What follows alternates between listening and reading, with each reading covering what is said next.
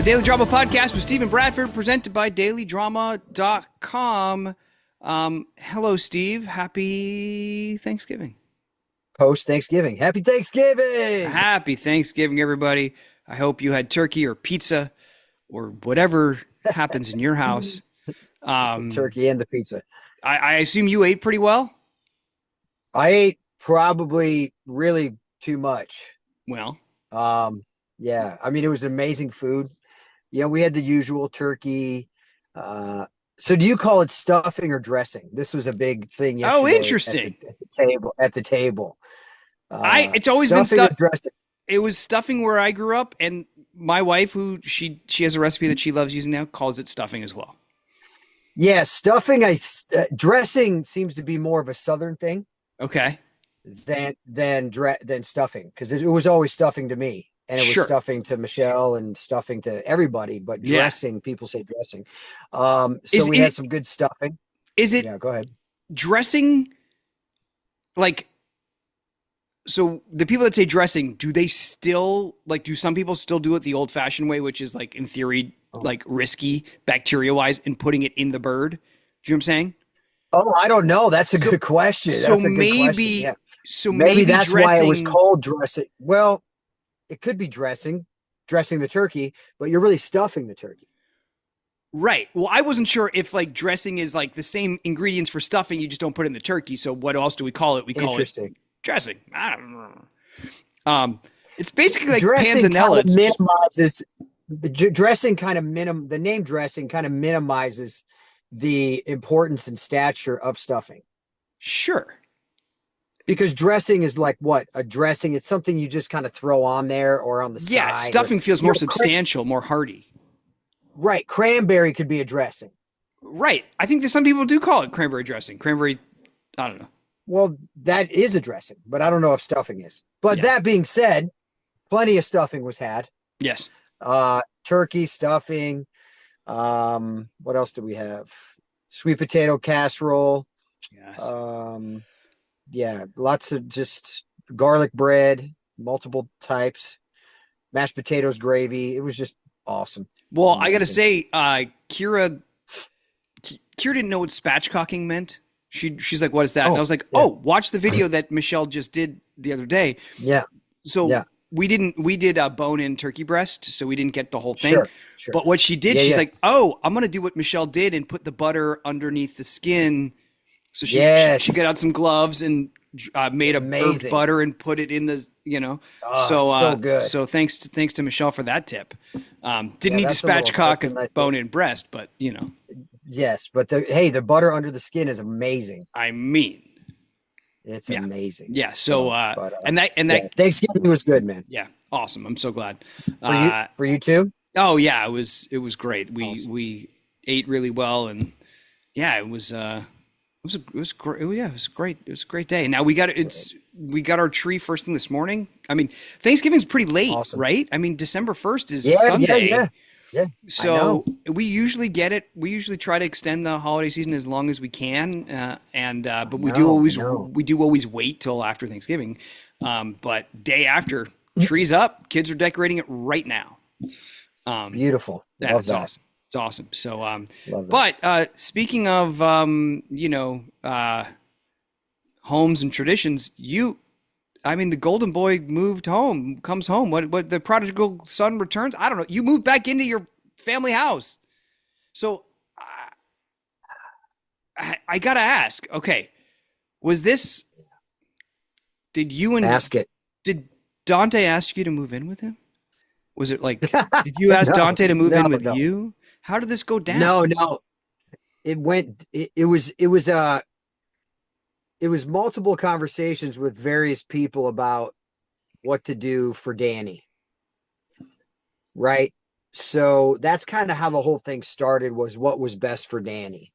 Sure. To keep him with the kids. Yeah. Not separate all the kids during this time. Right. So the resolution was that I would move back into the Quartermaines. Was Dante living there though? Dante was in the. I don't know if he was officially at the penthouse, but he seemed like he was there a lot. So Dante's going to live at the Quartermaine house too? I think he is. Yes. Well, that's a sitcom. And then you have Drew. Drew lives there too? I think so. Is there going to be like a fight club in the basement? Then you have Michael and Willow in the gatehouse or whatever, wherever they are. They're on the property too. There's a lot going on there at the Quartermaines. This just became a reality show. Like this is totally the real world with the Quartermaines, or Big Brother with the Quartermaines, or the Golden Bachelor. Yeah, the multiple Golden Bachelors. That's funny. So we're all gonna be in the house. We're gonna see how that goes. The interesting part is how Tracy's gonna be. That's what I'm trying to figure out. Like, she's gonna go, what are you guys doing here? Is she only? Oh, that's right. And Cody works there. She's there too. And Cody works there.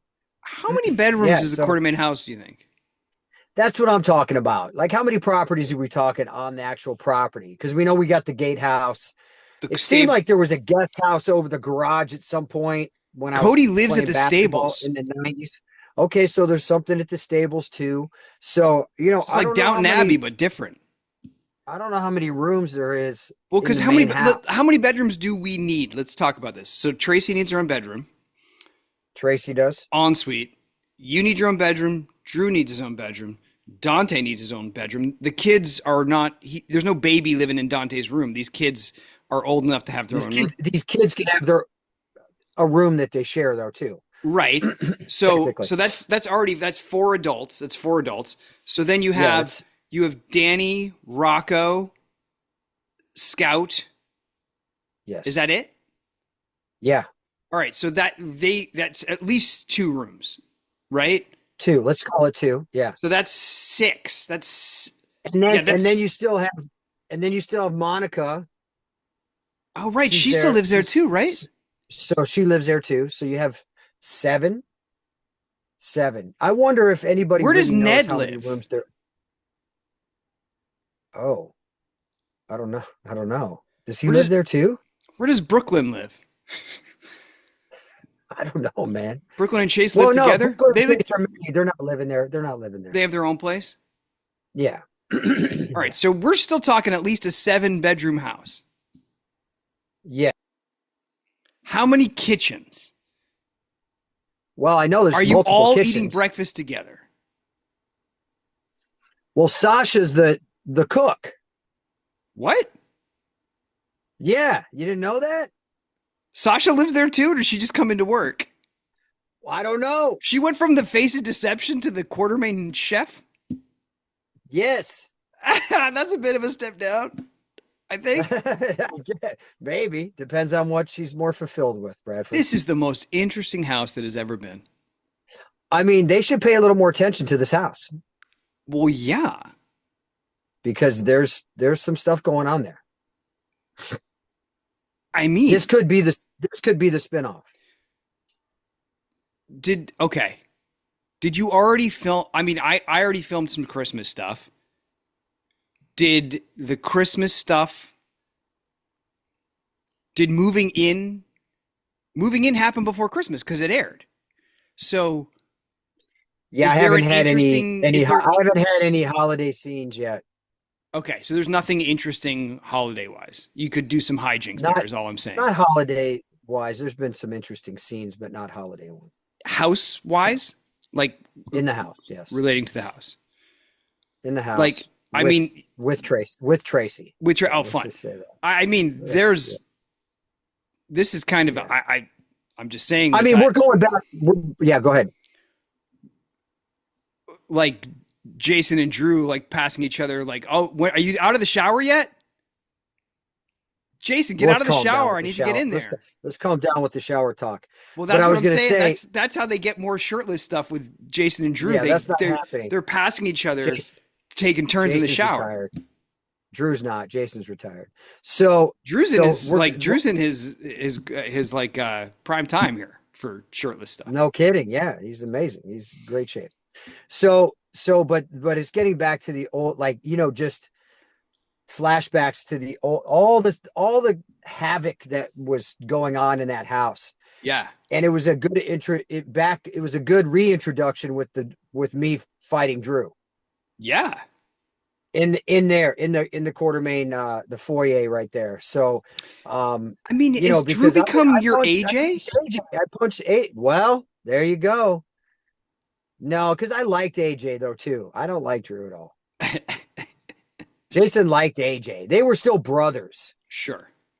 They grew up together. Like Right. they were brothers. Right. This whole Drew thing, I don't even know what this is. But yeah, it was funny because the room over is where I punched AJ Yeah. back 30 years ago. Right.